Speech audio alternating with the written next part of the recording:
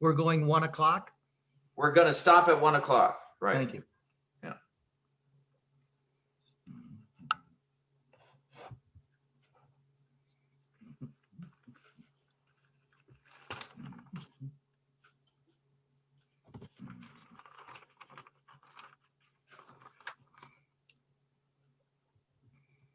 Excellent silence. Yeah, it's just, so can you hear, are you watching us on YouTube, Drake? Just want to make sure that we get the, that is going to the audience. I'm in your Zoom meeting. Yeah. Okay. Okay. Very good. Very good. Okay, let's get started. My name is Kevin Fitz, and this is our Saturday 12 noon broadcast. We call it Fitzian Dialogues. Lately, since we've kicked this thing off, we're particularly having a focus on the Oregon State Legislature that is currently in long session. And today we will be talking about two bills, Senate Bill SB Senate Bill SB 187 and Senate Bill SB 189. My name is Kevin Fitz, and my day job is I'm a volunteer with the Oregon Mental Health Consumers Association. And the goal with that is to try to promote positive and humane policy and mental health services across the region. Drake Eubank, you want to introduce yourself?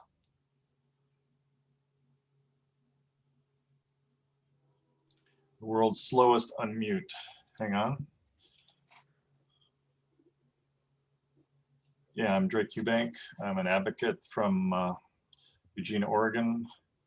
And I keep wanting to say I've been here before. These bills have a lot of resemblances to variations that have happened over the almost cyclical legislative sessions trying to increase the coercion and force element of the mental health system because all these people are not getting the treatment they need, which this seems to be the only area that they want to invest their efforts, which is Drake, how do you come to be interested in this sort of policy work?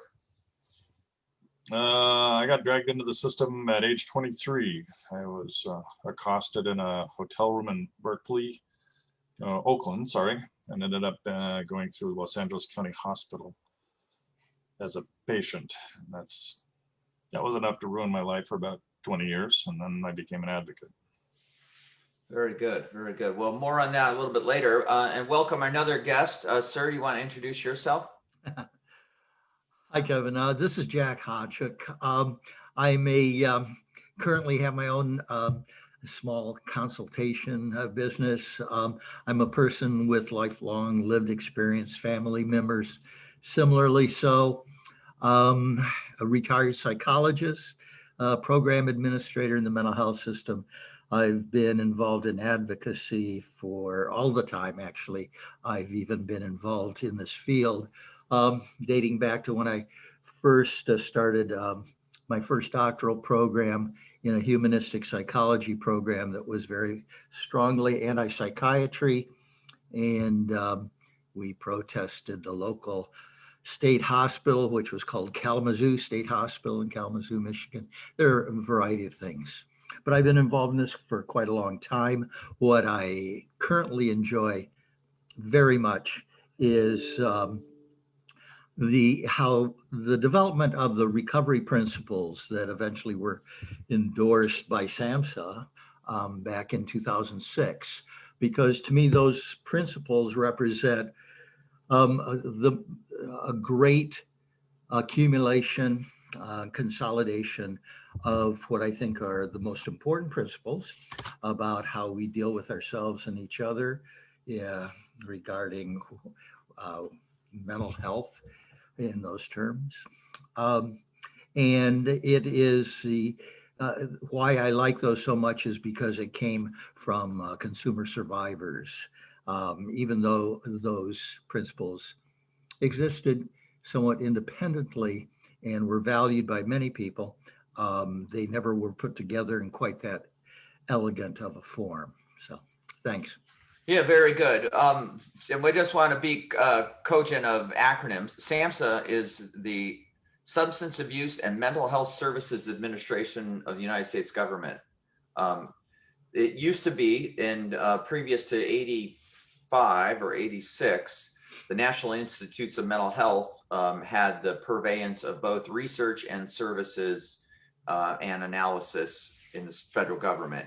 And it was, I think it was in 86, maybe 87, that the move from breaking apart the research part of the federal government related to mental health or behavioral health issues and the services and policy arm, which then became SAMHSA, Substance Abuse and Mental Health Services Administration. So those were the recovery principles that Jack was referring to. Very good, very good. So one of the things that what the goal of what I wanted to bring up here is I wanted to talk about two pending bills. They have not been yet scheduled for a hearing, but two pending bills in the Oregon State Legislature, in the Senate Judiciary and ballot measure 110 implementation. So the Senate Judiciary in the Oregon State Legislature has now been renamed for this current long session 2021, being the Senate Judiciary and ballot and measure 110 implementation committee. So that's quite a mouthful to put on a moniker or a boilerplate for people to see, but that is interesting that that the issue of implementation of this measure 110, that it got top level billing as a committee. Over on the House side, so they have a COVID committee, just for you legislative watchers, but it's a subcommittee of a health committee. It's not its own, and it doesn't get top billing, which I thought was kind of interesting, how they sort of weigh which gets weighed in at the top, at top committee level and which doesn't. So we're here to discuss the implications, some of the summaries and the actions of these two Senate bills particularly. And so I just want to give you a little bit of history. In 2018, the legislature, the Oregon State Legislature, created a work group called the Work Group to Decriminalize Mental Illness. I think that's their title. Their work group to, and I'll bring that up right now so people can see that they see it right here. Work Group to Decriminalize Mental Illness. And so they were working in October 2018.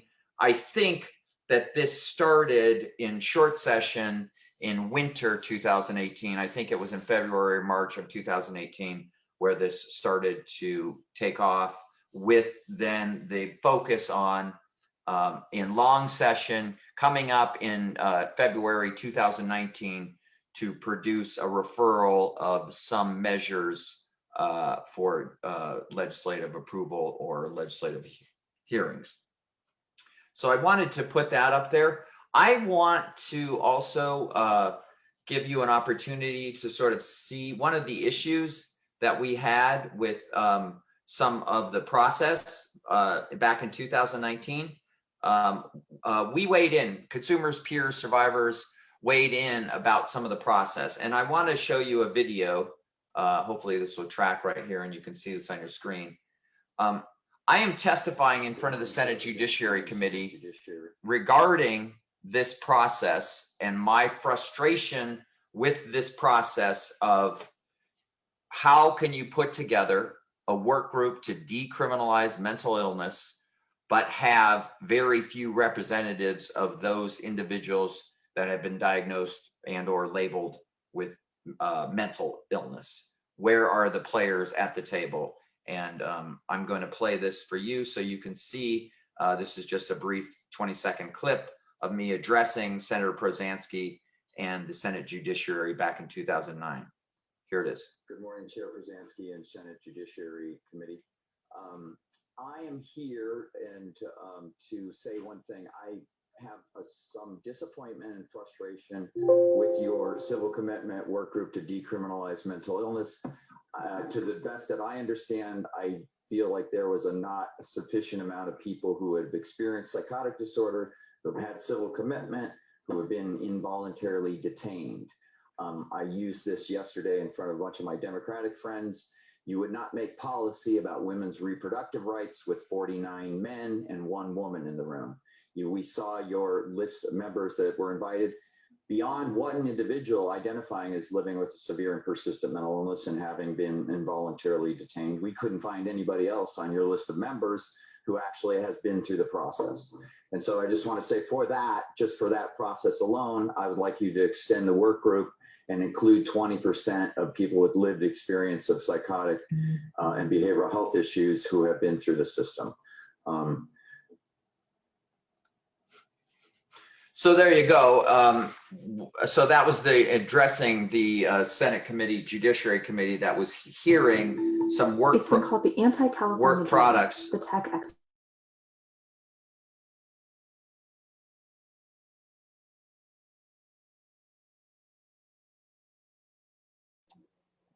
Message from China. Sorry. I'm my own audio and production engineer. You've So- been Zoom bombed. So why don't we go into your take and when did you, Drake, and then you, Jack, become familiar with the work group to decriminalize mental illness? And then maybe both of you talk about sort of your understanding of it, the process to get them to birth a consumer advisory committee, and then we'll go into a deeper discussion about this bill. So why don't you talk about what your first understanding of that work group, your involvement or engagement with it, and then we'll move to Jack and then move on. My first experience of it was that a bunch of stuff came out of the initial groups along the lines of the kind of Kendra's law. For those that don't know what that is, it's a kind of the Uber model for outpatient commitment and mandated treatment that is used by the Treatment Advocacy Center as an example of how to get your system to better attract consumers against their will.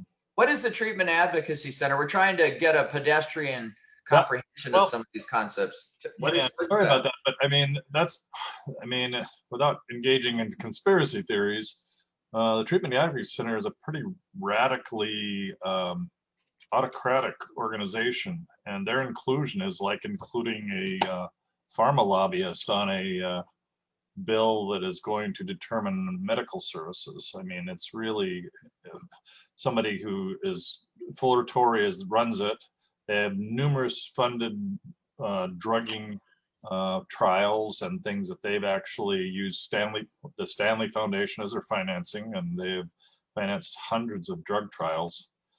And they have a vested interest, both not a financial interest, but in the philosophy of Torrey, which is that, for instance, he'll say things that are stigmatizing and horrible, like 1,000 murders are committed each year by untreated mental illness, which is totally not where the data is, and ultimately just increases the public fear that drives some of these processes. I mean, you have on one side of it, you have people saying, oh, these people need help and we need to give them help and support. And on the other side, you have this public safety issue that imposes almost all of the parameters of that help, which is really not any kind of useful support ultimately in the system. But they have a prominent membership on this committee, and they were included by specific invitation by Judge Wolke, who I do now understand seems to have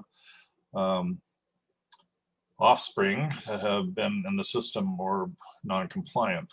Yeah. So when were you engaged in participating in the consumer group, the consumer advisory group to this work committee? When would you start participating in that? I started following what they were doing about the time they came up with the legislative concepts that were kind of sprung on people last full session. And those were bills that basically increased the likelihood of someone to get committed. I can't remember the specifics off the top of my head, but I do remember the person from NAMI coming to me in a separate meeting and being gleefully happy that they had a couple of bills that they supported. Very good. Suspicious. And then from there, I started composing for the OCSC, Oregon Consumer Survivor Coalition, some of the documentation that was submitted by Rebecca Edens to the legislature. And I don't remember if I did much except that. I think I helped compose those letters, and then I watched from afar as it failed, happily. Very good. Jack, why don't you give an explanation of how you got engaged with that? And also let me throw a question at you, Jack. Are there more than two sides to the issue of civil commitment and outpatient treatment, more mandates? Are there more than two sort of camps in this discussion about civil commitment, more forced treatment for my son, or is that a misnomer? Is there a lot more people on, with different points of view out there all pushing for different tweaks and stuff? Interesting question. I'm not sure I can answer that. It would require me to have a better familiarity with a broader range of perspectives, I guess. And in fact, when you say just the two, I'm not sure, and I don't want to embarrass myself by trying to answer something I'm not fully understanding. But getting back to your original question, though, about the my involvement with this group, the first inclinations that Oregon was going to be having to deal with this issue and the development of this group was back during the later years of Obama administration and what was developing as the Murphy bill at the federal level that was going to be funding a greater number of mental health services. And it was unfortunately starting to be taken over, and SAMHSA, the organization agency that we referred to before, was shifting in its orientation from a recovery orientation that it had been endorsing for a few years to a dominantly medical model organization again, which where individuals in support of that were in favor of increasing the amount of bed space available nationally, the access to medication, the use of outpatient commitment, and those types of things. Through a lot of federal advocacy, there were stages in which that effort was stalled. And so ultimately what came about was a blending of mental health services, physical services together in what was called the CARES Act. And what was left of the effort to get assisted outpatient treatment embraced nationally by every state was the offer of, I think it was 10 or 12 states could apply and receive funding for developing assisted outpatient treatment in their states. I was a bit discomforted when I saw that Oregon had applied for that. They were awarded one of the grants. And then last year, I became aware of the work group as I was asking questions, talking with Becky Child, who was on the work group back at that time, one of our colleagues here and a longtime advocate, and discovered the existence of this group. She was on it. She said, well, Jack, why don't you get on this group?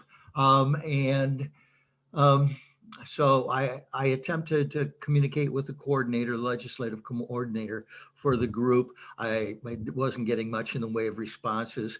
By the time I got a response, it was about 2 weeks before the bill was going to be offered.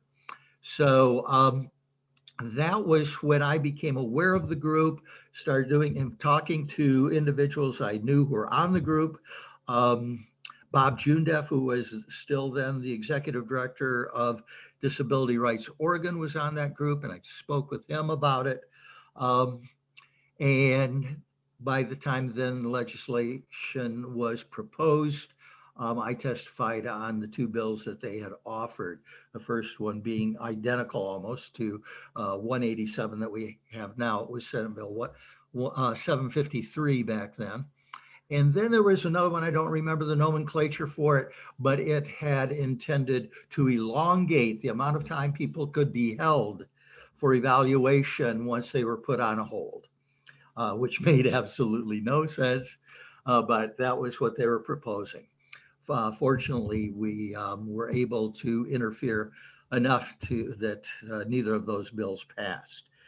Then this year. Jack, could I ask for a quick question? Wasn't that also included with something that allowed them to medicate people without kind of due process or some trick to that? Or they could, I don't recall that being stipulated in the statute, Drake, but that was a point that I was making when I testified against elongating the period of time. Was basically they were looking at, and in fact, the testimony from supporters of that bill indicated that they were believing that if you elongated the period of time that you were holding somebody prior to them getting into a commitment hearing, that somehow you could treat them and that perhaps they could then be compensated, to use a medical term, enough that they wouldn't have to go to a hearing or go to commitment. That was the like a reasoning wait behind. and see clause. And so my point was, wait a minute, the whole point of a holding someone is evaluation. There is no authority allowed for you to treat a person against their will during that period of time. They are being evaluated to see if you can gain the authority to do that. You are not allowed to do that. The only thing that you can do is provide a safe environment and perhaps some medication to keep the person just stable and safe. Beyond that, in anything that could be described as, well, we're going to try to help them improve. We can't do that, not against their will, not until the commitment orders are signed. So that, I think that was a helpful thing to point out at that time. But anyhow, so this year I got, I was alerted about the development of the group, was invited. I've since had some good, reasonable conversations with Judge Wolke, the one of the key individuals leading this group, and at least found a common point of agreement with him in that our mental health system is traumatizing. He is in total agreement with that, as am I. Now, what we want to do about it, he comes from a different perspective, and I find it very ironic that we call it a decriminalization work group, when in fact what appears from my perspective to be attempted is that we are bringing definitions about clinical issues of mental health, things that are really the privy of the mental health professionals. We're wanting to define those within the legal framework, and so make it a matter of law what those terms mean. And so to me, that starts to bring it into the area of potential criminalization if somebody's violating the law. So that's my connection with it. Very good. I want to thank you for that, and that was very helpful. I want to play another colleague of ours who testified, and your point about the co-chair or the chair of the upper legislative work group to decriminalize mental illness. You said that there is common ground between you and us and them on the issue of trauma. I want to play a little brief piece of testimony regarding some of their the previous legislation they put forward. This is Danielle Grand in 2019 talking to the Senate Judiciary about trauma in the systems. Here we go. And what needs to be known today, So here we go. and what needs to be known today is that the systems we have created currently to care for our most compromised and marginalized communities often replicate our original traumas.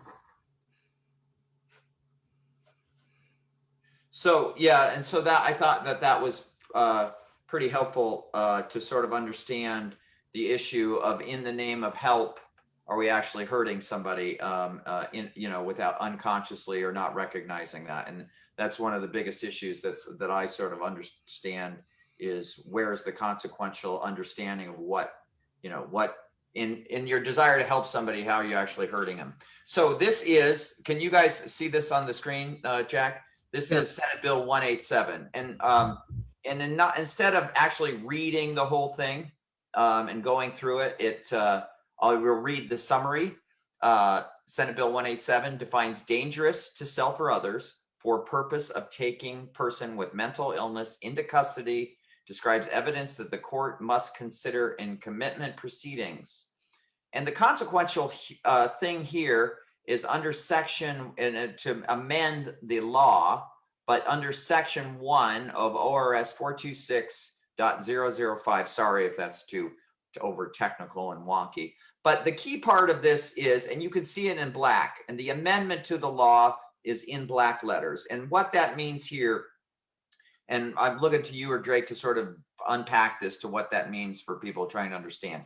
They want to change the definition in Senate Bill 187 to this, with this definition: dangerous to self or others, quote unquote, means likely to inflict serious physical harm upon self or another person with the next 30 days. So Drake or Jack, does that mean that they're looking into some crystal ball? How do you know that I'm going to go off the deep end 29 days from now? So the meat of the bill is that particular amendment, that particular point there of stretching out the 30 up to 30 days, their ability to predict a harm to self or others. So let's jump right into that, a little bit of discussion on SB 187 and that particular issue. So go ahead, Jack or Drake, do you want to riff on that question particularly? 30 days. So I'm a psychiatrist. I go to 12 years of medical school. You sit in front of me. I look over the last 6 months of my medical notes, and then I say, you know, remember the guy, Ed McMahon, Johnny would put on the big hat and he would do prognostication. So what is that? Is that medical science that we're talking about? That, what do you think, Jack? Excellent question. Actually, the way you just described it is more in line with the reality of how that decision is made. But there actually are formal evidence-based supported processes and instruments, testing instruments to be used to help predict the risk of violence. And yet, without going into detail about that, first of all, just as a general statement of fact, despite all of that rigor and systematic approach to predicting the risk of violence, none has been shown to be accurate in any reliable way. There are a couple little minor exceptions that where you can get a little close, but it's kind of like saying 6 times out of 10, I'll be right, you know, in those little minor areas. Beyond that, it's a 50-50 shot. You could be flipping a coin just as easily and coming up with as accurate a prediction.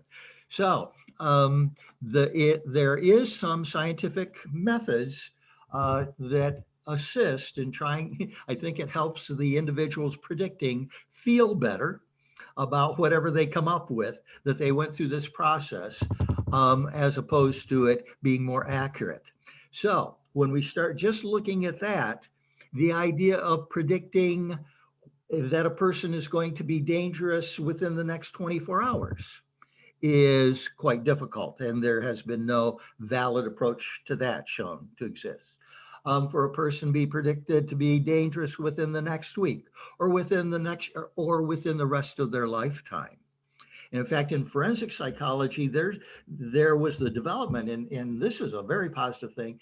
There used to be the use of a testing instrument. In fact, it's still used, but it would basically predict the likelihood of you being dangerous in the future only based on historical factors and demographic factors that were static, that could not be changed. And so basically every time that you'd be assessed by these static factors that were never going to change. No matter how your circumstances and your environment may have changed, how you may have changed, you would continue to be evaluated similarly dangerous, whether that be high risk, medium risk, low risk, no risk.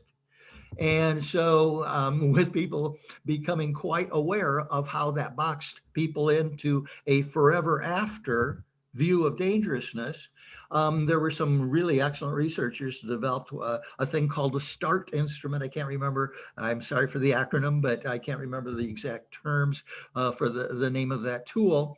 But it's one that is used these days and used well because it is used to evaluate somebody every 3 months, and it accounts for factors that we know mediate a person's likelihood to be dangerous.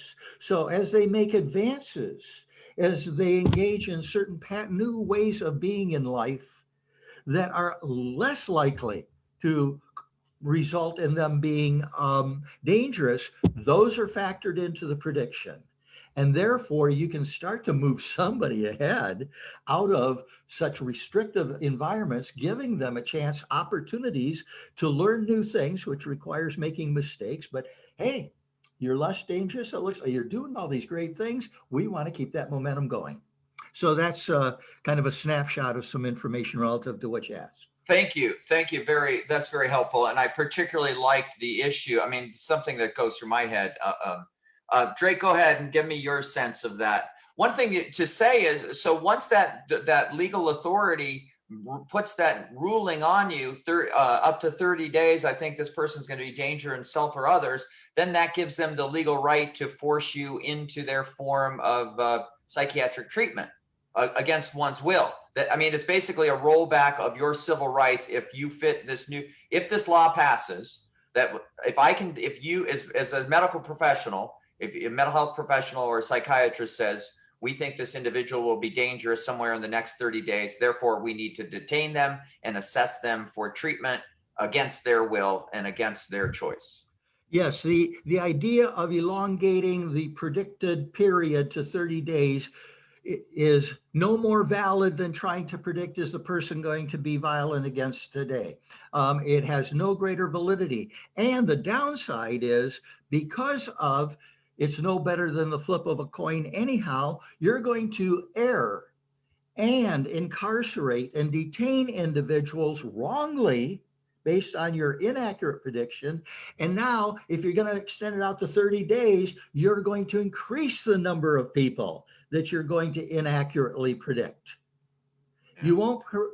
You won't increase the percentage, you're going to increase the number, because now you're just going to go, oh, yeah, for 30 days, definitely this is likely. I mean, in the next week, we are certain, but now that it's 30 days, yeah, this person definitely is going to be dangerous within that period of time. And it'll just increase the numbers that you capture and restrict. Very good. Drake, go ahead. I'm going to play the libertarian here. Yeah, very good, very good. And I would like to make a auxiliary point, since we're dealing with the law here, that so far, historically speaking, the advancement of psychological and psychiatric sciences has lagged behind the general aspects that have been successful in civil rights law.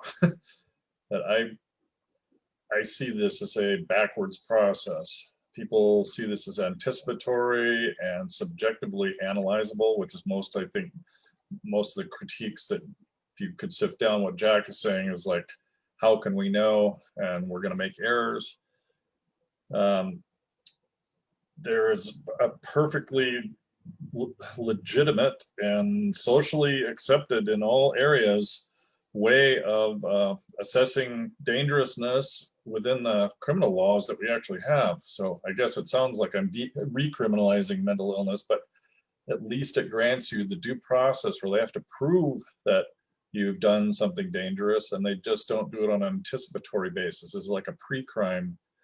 I don't know, people are familiar with the movie Minority Report. I was just thinking that you were going to bring that up. And yes, I actually, strangely enough, a psychiatrist told me in the early 2000s that to stay away from some science fiction stuff, particularly the work of Philip K. Dick and that movie Minority Report, that it was bad for a person, with the so-called thought disorder of schizophrenia and paranoia that I was suffering from. So that's an interesting reference. Go ahead, Drake. Yeah, and I just, the right spaces has been more consistent. I mean, look at homosexuality, which was DSM'd out of existence after DSM-3.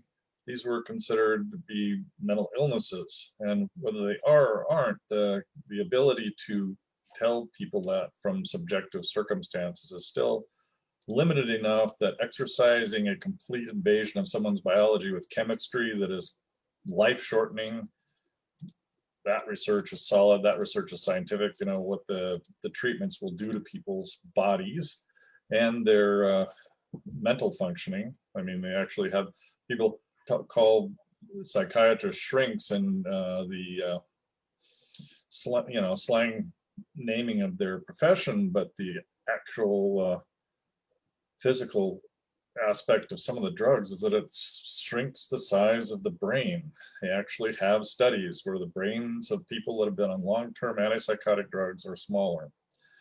And there's a number of significant, and this is in the subcommittee's advisory to the larger decriminalization committee communication that just came out. But the medications themselves, you know, before deciding to give somebody such powerful and biologically and mentally altering substances against someone's will, it's you should have a high enough bar that a common criminal gets, you know, that is equal to that of a common offender. I just don't see I mean, I can see people's aberrant behavior, but if people are making threats of people, there's a law for that. If people are menacing people, there's a law for that. If people are destroying property, there's a law for that. And let them opt into treatment after that. And, you know, try to make your case for helping them by looking like you're helping them rather than just knocking them to the floor and shooting them full of antipsychotic drugs, which is incredibly traumatizing. I've never been forcibly treated that way, but I have been forced into taking pills that were so disabling I could not even defend. They talk about being able to defend yourself in court. I couldn't defend myself from my roommate in the state hospital when they gave me 10 milligrams of Haldol. So yeah, very interesting. Let's so that is SB 187, and what it does is amend state law and defines and extends the period of the medical practitioner's ability to suggest with stretching that out to 30 days, that gives them a 30-day window to predict somewhere in that 30 days if John Q customer or consumer or mental health client is predicted to be dangerous to self and others, that they can then detain that individual against their will and start assessment for treatment, even under the protestations of the patient who suggests I'm not going to be violent or a danger to self in the next 30 days. Maybe at the 31st day, I might lose my stuff, but I got it together for the next 30 days. I want to ask Jack, let's move to SB 189, and then I want to have a sort of round robin of what the consequences are. And Jack's point about maybe 60%, maybe it's a coin toss. What does that mean for the future of people who get into such consequences but aren't needed to be there? What is the consequence to us as a mental health system, as a public? What does that particularly portend in a bad way? But I want to bring up Senate Bill 189. And Jack, go ahead. Can I make one quick point? Yes, go ahead, certainly. The 30-day criteria is only one of the things. If you'll notice under the bill, any past behavior by the person that resulted in physical harm to self or physical harm to another person, that's an any. And as Jack said, it doesn't involve any circumstances. It extends infinitely back into your past. The study that I just sent you both over. Right. So the prognostic tea leaves are your history. And if they look into that and fill it right into their magic 8-ball, then they have some ability of looking at how your past behavior and clinical notes, and hearsay from family members or from the public might put into, we think this may be, you may be a danger to self or others in the next 30 days by what we've learned doing archaeology. Put into a position where they have an absolute discretionary authority to commit you. It's based upon their judgment. The other piece of that is that they, go ahead. That's all right. Oh yeah, very good. So Jack, can you, and I'm sorry I didn't ask you about this earlier, but can you tell our viewers what a trial visit is in Oregon, what that means currently? What is a trial visit? And we're talking about Senate Bill 189. And let me just read the summary. Requires outpatient care as a condition for trial visit a person committed to custody of Oregon Health Authority as person with mental illness, specifies minimum conditions for trial visit. And so what Senate Bill 189 does is wants to amend the law around a trial visit. So, but if Jack, who is a mental health professional and a longtime employee and director of parts of our system in Oregon, you can tell the viewers, what is a trial visit in Oregon? What does that mean currently? Well, to oversimplify it, but I think still represent it accurately, it basically says that once a person appears to have gained enough improvement in whatever their symptoms were that brought them, that were serious enough that people thought they were a danger to themselves or others, and by which they then experienced inpatient commitment and made progress, but the providers are still a bit unsure of whether or not the person's progressed well enough to be totally safe in the community. If they were dropped from a commitment, the trial visit allows the person to still be on a commitment status, get out into the community with a plan involved, conditions of that plan, and see if they will be able to maintain safe behavior within the community in a community setting. And so that's basically the gist of it. So yeah, I could go on to the way this bill is structured, I think just has certain implications that are negative. Yeah, so one of the points, so very good. And I think that was a very accessible and a brief explanation of a trial visit. So this bill portends to change some of the conditions of the trial visit, make more people eligible for it, and put more mandates and requirements of the condition of that trial visit. Here is the thing that I'm trying to understand, and maybe you two could help me understand this. And this goes down to section 1-2. When in the opinion of the authority, the committed person can be appropriately served by outpatient care during the period of commitment, outpatient care may be required as a condition for the trial visit for a period. But their amendment is suggesting outpatient commitment shall be required as a condition for the trial visit. So what does that portend to do, Jack? To me, Well, say well, Kevin's on a trial visit, what are the musts that he didn't encounter last year when he was on a trial visit if this passes? Well, I don't think, again, my understanding, and I may not have read it thoroughly or completely or digested it well enough, but the primary change is the one that you just identified. It's not so much what will be required, but the fact that it will be required that this person, and just one correction, because you said outpatient commitment shall be required. It's outpatient care. Right.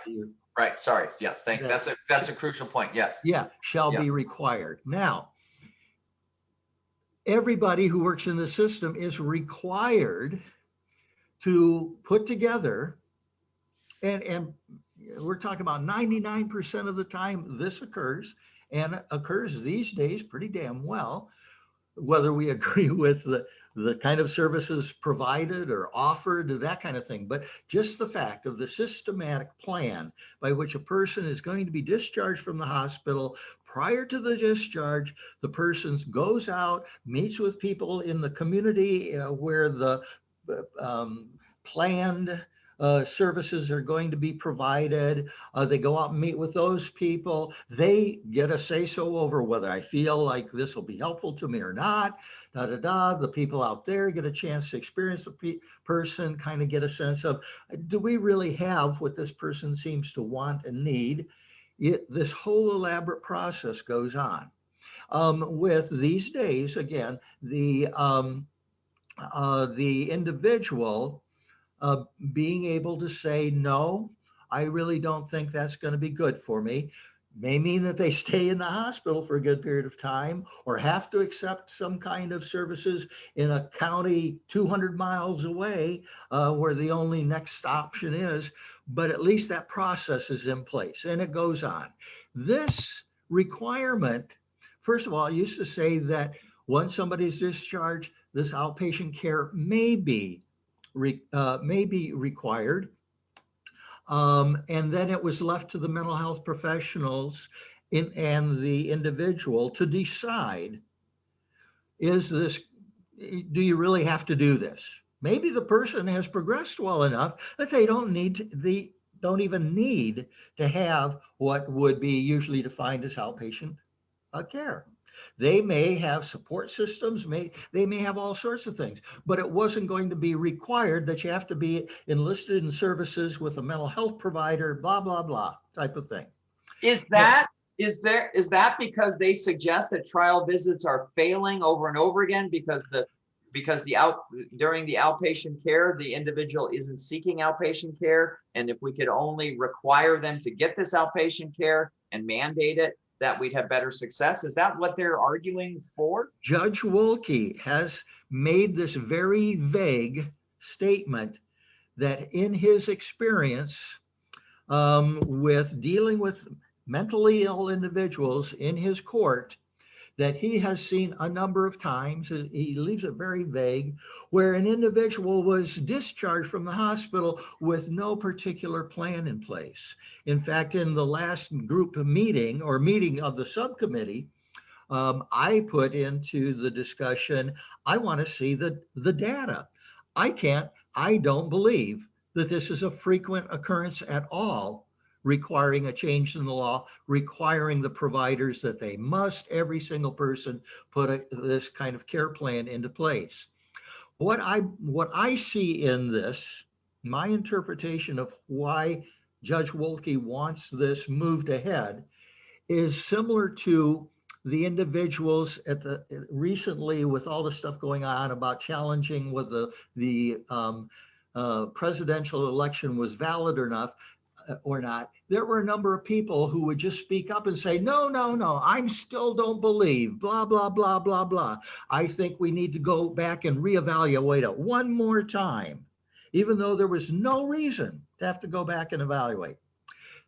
But it kept giving the impression that there was something wrong that had gone on. It carried, just the process that was being engaged in carried this tone of suspicion that we've been deceived, even though there was no data to indicate that. Similarly, this law now carries that tone of, we've got to force the system. We've got to take it out of the hands of the mental health professionals. And the fact that they've done this all the time, we've got to require it now. And why do we have to require it? Oh, because see, too many people are failing. They aren't being required to do that's kind of the reasoning, and the tone of it seems to suggest that kind of reasoning from my perspective. Nothing else in here makes sense. Yeah. Very interesting. Drake, go ahead. Yeah, I tend to believe that if the system was that attractive, you would be having people line up to get the services. And if there's a wonderful list of things that they're supposed to provide. But those should be requirements on the state, not as an auxiliary process after giving them complete control over the person's life. I mean, I see it as a potential for manipulation, where they can't get people quite there on deciding to do this or that as far as their treatment, and they can resort, have made sure they can resort to the leverage of recommitment or whatever consequence comes out of a trial visit failing. And that it seems to me like handing the keys to the jailhouse door to sort of the fixed administrative process. I think you articulated it pretty well, but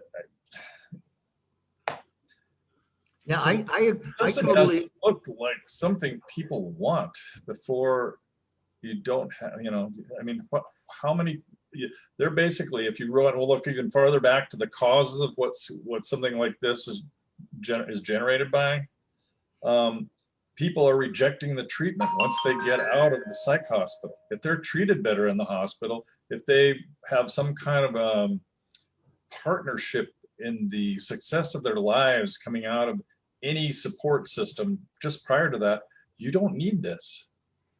They'll take this stuff and run with it themselves. That's the missing piece of all this. There isn't any So- progressive involvement of the person that's actually being pushed around into all these slots to get their behavior right.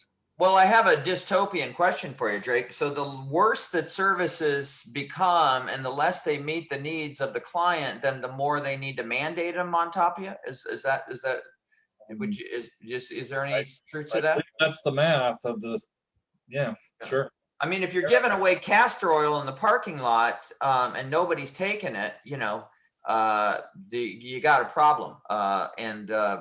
Why, you know, if it met people's needs, then why aren't they standing in line, you know, around the block? As Danielle so eloquently put, you're just adding on.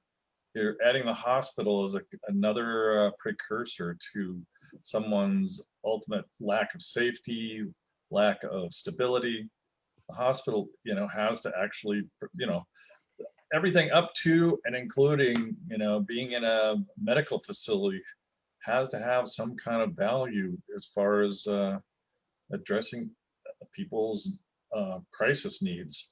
And the system doesn't do that. The system address, and these laws address people's behavioral impacts on society first. That's, if you go far enough back, they're looking for the social control aspect, giving it to the administrators, giving it to the doctors, giving it to people doing the dangerousness assessments, usually around the impact in public of having somebody that's symptomatic, quote unquote, symptomatic out there in public, causing disturbances. Those are the kinds of situations the police are reacting to, people getting shot at. You know, those are all elements that are being addressed by social control instruments. And these are essentially at base two versions of social control instruments that they're trying to sort of insidiously add to the law. Sorry. Yeah, very I- interesting. Jack, I have think- a question for you. Whoop. This is a question from one of our viewers. A question from the public, Jack. How are judges trained in mental health to make these decisions in Oregon? I have no idea. To be honest, I have no idea what kind of training, continuing education, or anything that they get or would be required to get. I do know that at times when I have been the director of programs, both here in Oregon as well as a couple of other states, I would solicit the participation of the director of the overarching control authority. In this state, it would be the director of PSRB, the Psychiatric Security Review Board, and have that individual come down and educate judges, attorneys, both the defense attorneys as well as private practice attorneys, just in how the commitment law and how the insanity defense worked, so that they could even themselves understand it, because they were only understanding it from a very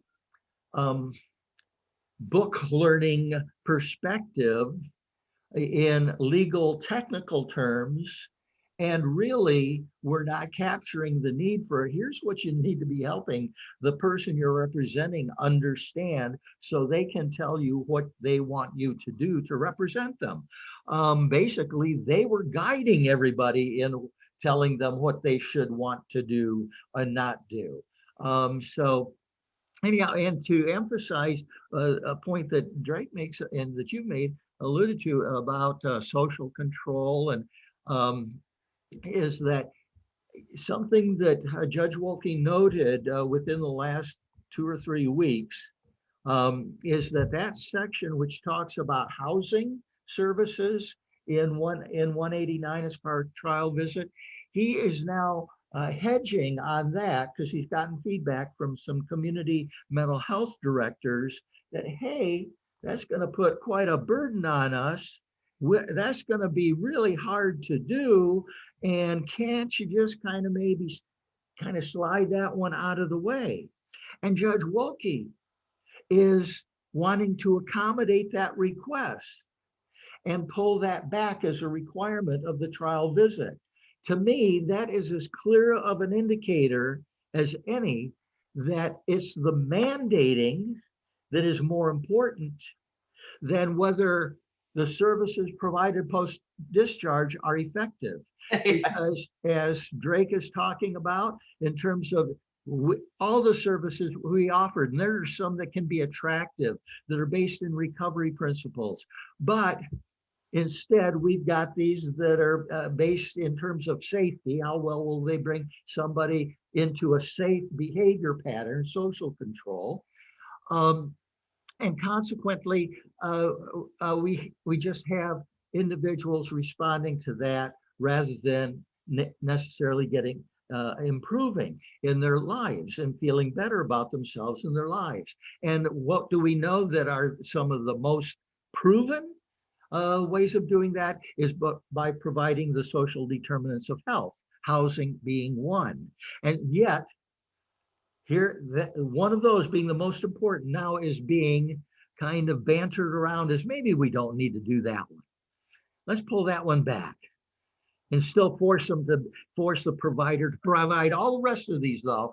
But in medication, the very important one, So that's my Very interesting. That's We my have- cynical response. Yeah, well, thank you. That's very good. It's very good. But I have great respect for both of your guys' history, your intellect, and your work on bringing some of these issues to our lawmakers and to the public. So we have about 4 or 5 minutes left. Drake, why don't you, anything you want to say regarding SB 187, 189, particular trends, what you fear for the future? Mandate. Are we going to have a community mental health system anymore because we're spending so much time, because we have laws that are, we're casting a larger net, putting people into forced treatment in the hospital. Any closing thoughts, anything you want to say regarding these two particular bills? And then we'll go to Jack and cut out for today. Thank you. I mean, the most obvious systemic change would be diversion. And I think you, Kevin, have some interest in respites and things that give people lower levels of support or higher levels of support when you really think about it long enough, because it's at a more critical point by people that aren't quite as threatening. And that the system has to adapt that way and has to be successful at that before people will start to, there's a paradigm that exists here. These laws, the expression of a paradigm. The Treatment Advocacy Center has bought into it. The general society, the laws at a national level have bought into it. And, the treatments have to be effective if they're going to be even called treatments. And the other part of it is that it's built on a stigmatized base, for one thing, and a presumption of badness on the other, when in fact, if you look at enough data, you find out that most people that have mental health crises have no interest in violence or dangerous behavior or anything else, as much being scared of what they're dealing with. So in that context, there has to be an organic change beneath all of this to stop these bills from continually coming on. These guys are persistent. As long as there are parents like Judge Wolke who want their sons and daughters to conform to treatments that they think they need, we're going to keep getting laws like this. Kevin. Very good. Very good. Thank you so much, Drake, for joining us. Go ahead, Jack. The same question to you.